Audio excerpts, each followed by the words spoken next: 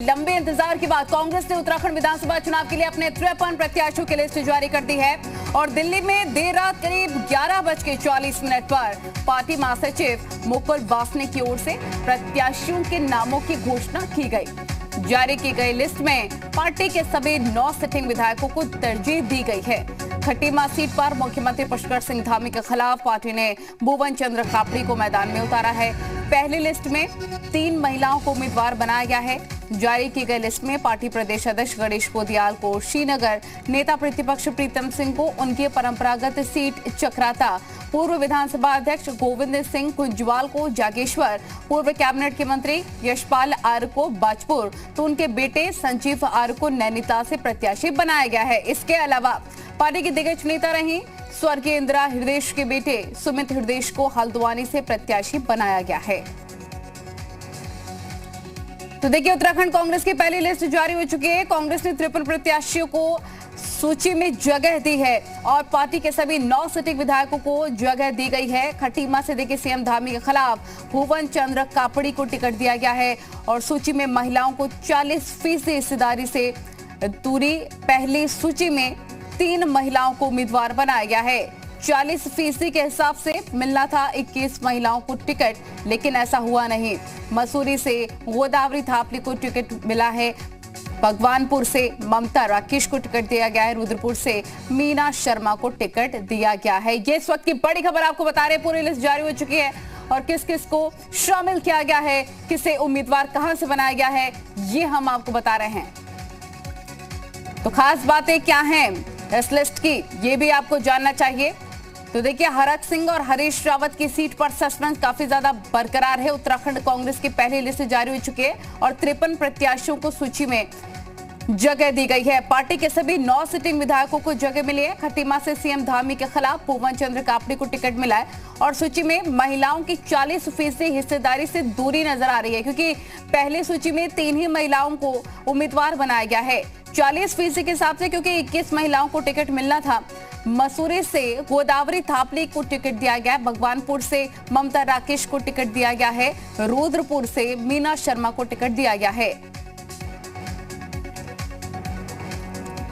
तो देखिए, हरक सिंह और हरीश रावत की सीट पर भी सस्पेंस बरकरार है। 15 सीटों पर अभी तक कोई फैसला नहीं हुआ है। 15 सीटों पर मंथन अभी भी जारी है। 15 सीटों पर अभी तक आम सहमति बन नहीं पाई है। लाल कुआं, कालाटूंगी, चौबट्टा, रामनगर और डोईवाला के साथ 14 फरवरी को एक ही चरण में वोटिंग होनी है। तो उत्तराखंड की सियासत से जुड़ी इस वक्त की बड़ी खबर आपको हम बता रहे हैं। पूरी लिस्ट भी सामने आ चुकी है। कौन कहां से उम्मीदवार बनाया गया है, यह हम आपको बता रहे हैं। लेकिन हरक सिंह और हरीश रावत की सीट पर सस्पेंस बरकरार है।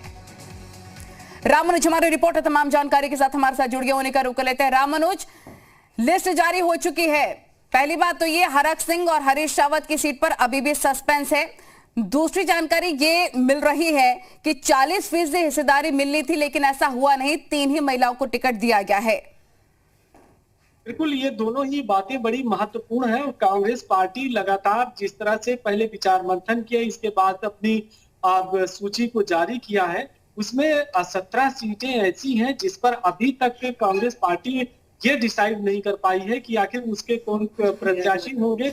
उसको लेकर विचार मंथन चल रहा है और सबसे जो महत्वपूर्ण बात इस पूरी अभी तक की जो सूची जारी की गई है, उसमें यही है कि पूर्व मुख्यमंत्री हरीश रावत और पूर्व कैबिनेट मंत्री हरक सिंह रावत या उनकी जो पुत्र वधू की बात आ रही थी कि उनको भी चुनावी मैदान में कांग्रेस पार्टी उतार सकती है, उनका कहीं भी नाम नहीं है। तो ऐसे में अब जो बड़े दिग्गज हैं कांग्रेस पार्टी की, उनकी सबकी निगाहें। ठीक है, आपके पास लौटेंगे। राज्यसभा के सांसद प्रदीप टमटा जी हमारे साथ जुड़ गए हैं। प्रदीप जी, लिस्ट जारी हो चुकी है, क्या कहेंगे? लिस्ट, कांग्रेस की पहली लिस्ट जारी हो चुकी है और बहुत ही उचित चुनाव हुआ। और मैं समझता हूँ कि कांग्रेस पार्टी ने बहुत सोच समझ करके अपने तमाम जो 10 ऑफिस कांग्रेस के साथ थे, उसके आधार पर अपनी लिस्ट जारी कर दी और 2022 में कांग्रेस पूरी तरह से आ रही है। जनता का ने अपना मन बनाया है कांग्रेस के प्रति और कांग्रेस ने उसी संदर्भ में जो हमारे पास 10 ऑप्शन थे उनके आधार पर निर्णय लिया, और कहीं पर भी कांग्रेस के अंदर इस लिस्ट में देखे भाजपा में बगावत की बगावत हो रही है, और कांग्रेस में सब उनका स्वागत करते हैं। और मेरे समझता हूँ कि पार्टी के राष्ट्रीय नेतृत्व ने बहुत सोच समझ के फैसला लिया है, और इसके लिए हम पार्टी राष्ट्रीय नेतृत्व की बहुत बहुत आभार। ठीक है, आप कह रहे हैं बहुत सोच समझकर फैसला लिया गया है, लेकिन हरक सिंह और हरीश रावत पर फैसला क्यों नहीं हो रहा है? देखिए, अभी बीजेपी ने भी अपनी कुछ सीटें तक छोड़ी है, तो हर राष्ट्रीय पार्टी कुछ समीकरण होते हैं, तो उसके आधार पर हरीश रावत जी वाली जो हमारी शेष रहेगी मात्र 11 सीटें। जैसे कि बीजेपी अपनी रणनीति बनाए, हम भी अपनी रणनीति का पहले क्यों खुलासा करें। हर पार्टी अपनी तमाम प्रश्नों को देखने करती है। हरीश रावत हमारे लीडर हैं, जहाँ से पार्टी उनको आदेश देगा वो करेगी। हरीश रावत जी आपके लीडर हैं, आप कह रहे हैं, क्या यही वजह है, क्योंकि उनकी नाराजगी भी देखने को मिली थी हरक सिंह रावत को लेकर कि वो नहीं चाहते थे, क्या यही वजह है कि लेट लतीफी हो रही है दोनों के सीटों को लेकर? नहीं, देखिए, उन्होंने अपनी बात कही थी, हमने भी बात कही थी। जब एक बार राष्ट्रीय नेतृत्व तय कर लेता है, तो जो राष्ट्रीय नेतृत्व फैसला देते उसके बाद उसका स्वागत है, उसका इस संदर्भ में कोई लेना देना नहीं। अच्छा, ठीक है, क्योंकि देखिए प्रीतम जी, हाँ बोलिए। नहीं, ये है कि जिस तरह बीजेपी अपनी चाल चल रही है, और होते हुए रणनीति के आधार पर कुछ में हमारी पार्टी सोच समझ के सही समय तक इन सीटों के बारे में मेरे ख्याल से ठीक है, यानी कि ये आपकी रणनीति है कि दोनों की सीट पर अब तक ऐलान नहीं हो पाया। दूसरी बात ये भी कि 40% हिस्सेदारी होनी थी महिला उम्मीदवारों की, लेकिन 3 को ही टिकट मिला है, इसकी क्या पीछे वजह है? देखिए, यूपी की स्थिति अलग है, उत्तराखंड की अलग स्थिति है। हर पार्टी अपने अपने स्थिति को अनुकूल फैसला करती है। तो क्या प्रदीप जी उत्तराखंड की महिलाएं सशक्त नहीं है क्या?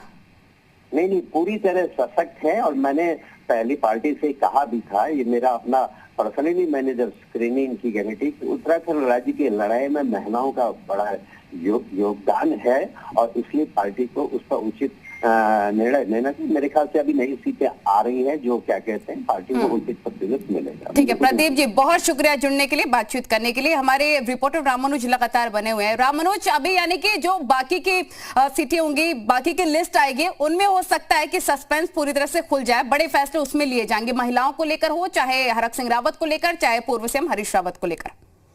बिल्कुल, देखिए 28 तारीख को लास्ट जो है वो नॉमिनेशन करना है, तो ऐसे में कांग्रेस पार्टी की भी कोशिश होगी कि जो 17 सीटें बाकी हैं उस पर जल्द से जल्द फैसला लिया जाए। लेकिन जो सस्पेंस की बात है वो यकीनन अभी बरकरार है। कार्यकर्ता पदाधिकारी ये जानना चाहते हैं कि आप कांग्रेस पार्टी के सीनियर जो पदाधिकारी हैं या वो क्या फैसला करते हैं, और अभी तक इस बात पर सहमति नहीं बन पाई है कि 17 सीटों पर कौन कौन से प्रत्याशी उतारे जाएंगे। ये जरूर कहा जा रहा है कि पार्टी विचार मंथन कर रही है, तो देखना होगा 1-2 दिन में पूरी जो तस्वीर साफ होती है वो किस तरह से होती है। और 17 जब सीटें अब सामने आ जाएंगी, प्रत्याशियों के नामों की सूची होगी, तो उसमें हरक सिंह रावत और पूर्व मुख्यमंत्री हरीश रावत की क्या भूमिका होगी ये भी देखना होगा। ठीक है, बहुत शुक्रिया आपका तमाम जानकारी रामानुज साझा करने के लिए, क्योंकि इस बीच एक और बड़ी खबर मिल रही है, उससे भी अपने दर्शकों को रूबरू करवा देते हैं कि उत्तराखंड के हॉट सीटों में से एक सहसपुर से आगेंद्र शर्मा कांग्रेस के प्रत्याशी तय किए गए हैं। ये इस वक्त की बड़ी खबर निकलकर सामने आ रही है। फिलहाल आपको उत्तराखंड कांग्रेस की जो पहली लिस्ट जारी हुई है वो दिखा रहे हैं, कौन कहां से उम्मीदवार बनाया गया है, और कुछ खास बातें में लिस्ट की वो भी आपको बता रहे हैं। तो देखिए, कांग्रेस के प्रत्याशी तय किए गए हैं। सहसपुर प्रदेश की उन महत्वपूर्ण सीटों में से एक है जिस पर हरीश रावत और प्रीतम सिंह के बीच जबरदस्त रस्साकशी थी। आयेंद्र प्रीतम सिंह के बेहद एक करीबी माने जाते हैं, और इसके अलावा नारायण दत्त तिवारी के सीएम रहते हुए काफी मजबूत भी थे, लेकिन 2017 के विधानसभा चुनाव में उनका टिकट कट गया था, और इस बार सहसपुर से कांग्रेस के लिए राकेश नेगी सहित अन्य भी दांव लगा रहे थे, लेकिन शर्मा टिकट पाने में सफल रहे। सबसे हॉट सीटों में एक सहसपुर विधानसभा पे कांग्रेस ने अपने प्रत्याशी के नाम की घोषणा कर दी है, और आर्यन शर्मा को टिकट मिला है।